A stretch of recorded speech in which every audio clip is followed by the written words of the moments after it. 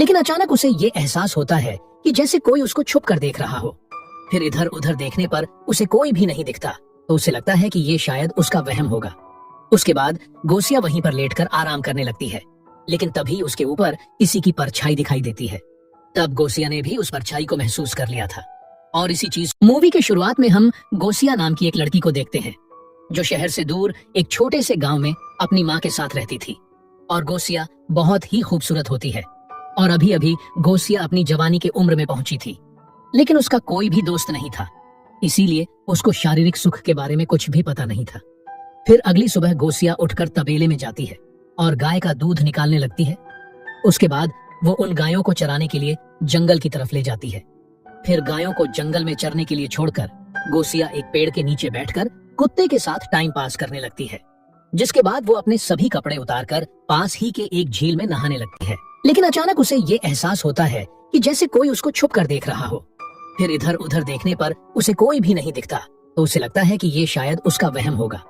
उसके बाद गोसिया वहीं पर लेटकर आराम करने लगती है, लेकिन तभी उसके ऊपर किसी की परछाई दिखाई देती है। तब गोसिया ने भी उस परछाई को महसूस कर लिया था, और इसी चीज को सोचकर वो रात में सो भी नहीं पाती। तभी उसकी माँ उससे पूछती है कि तुम इतनी देर रात तक क्यों जाग रही हो। लेकिन गोसिया अपनी माँ को ठीक से जवाब नहीं देती, क्योंकि वो अपने शरीर में होने वाले बदलाव को लेकर परेशान थी, और उसे ये बात अपनी माँ को बताने में शर्म आती है। फिर अगले दिन भी गोसिया अपनी गायों को लेकर जंगल में जाती है और एक पेड़ के नीचे बैठकर आराम करने लगती है। लेकिन तभी उसे वहां पर एक आदमी दिखाई देता है, जो वहीं बैठकर पेंटिंग बना रहा था। तब गोसिया उस आदमी के पास जाती है और वो आदमी उसे अपनी पेंटिंग दिखाता है, जिसमें उसने गोसिया की ही नंगी तस्वीर बनाई हुई थी। तब गोसिया अपनी नंगी तस्वीर देखकर वहीं पर बेहोश हो जाती है। फिर वो आदमी गोसिया को पानी पिलाकर उसे होश में लाता है और उसको पूछता है कि क्या तुम यहीं पर रहती हो। जिस पर गोसिया कहती है कि हाँ, मैं यहीं पास में रहती हूँ। और साथ ही वो उस आदमी से पूछती है कि तुम कहाँ रहती हो। जिस पर वो आदमी बताता है कि मेरा कोई ठिकाना नहीं है, मैं यहाँ वहाँ घूमकर पेंटिंग्स बनाता हूँ, और मुझे जो भी जगह पसंद आती है मैं वहीं पर जाकर रहने लगता हूँ। जिसे कहकर वो गोसिया के करीब आता है और उसके जिस्म को छूने लगता है। तब उस आदमी का ऐसे छूना गोसिया को अच्छा तो लगता है, लेकिन वो शर्मा कर वहां से चली जाती है। फिर अगले दिन गोसिया उसी जगह पर जाती है और उस आदमी को ढूंढने लगती है, लेकिन उसे वो आदमी कहीं भी दिखाई नहीं देता है। पर तभी अचानक वो आदमी उसको पुकारने लगता है, जिसे सुनकर गोसिया उसके पास जाने लगती है, जो वहीं पर बैठकर पेंटिंग बना रहा था।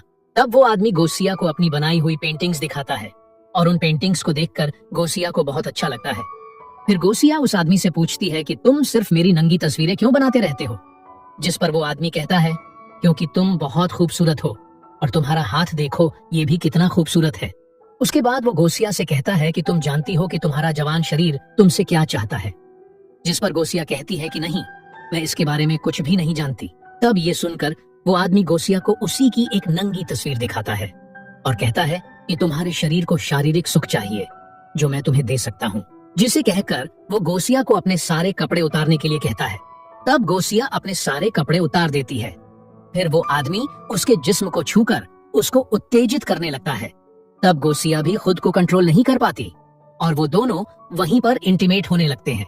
उसके बाद हम देखते हैं कि इस आदमी से मिलकर गोसिया बहुत खुश होती है, और खुशी के मारे वो रात भर सो भी नहीं पाती और सुबह जल्दी उठ जाती है। तब ये देखकर उसकी माँ को शक होने लगता है कि गोसिया इतनी बदल कैसे गई। उसके बाद हम देखते हैं कि गोसिया रोज जंगल में जाकर उस आदमी के साथ मजे करती थी। फिर वो आदमी गोसिया से प्यार करने के साथ साथ वो उसे दुनिया के तौर तरीके भी सिखाने लगता है कि कैसे बैठकर खाना खाना चाहिए, लोगों के साथ कैसे बात करनी चाहिए, और भी बहुत कुछ। साथ ही वो आदमी गोसिया के लिए बहुत सारे नए नए कपड़े भी लेकर आता है, और वो सभी कपड़े गोसिया को काफी पसंद आते हैं। फिर एक दिन बारिश के कारण वो दोनों एक पेड़ के नीचे बैठ जाते हैं और आपस में बात करने लगते हैं।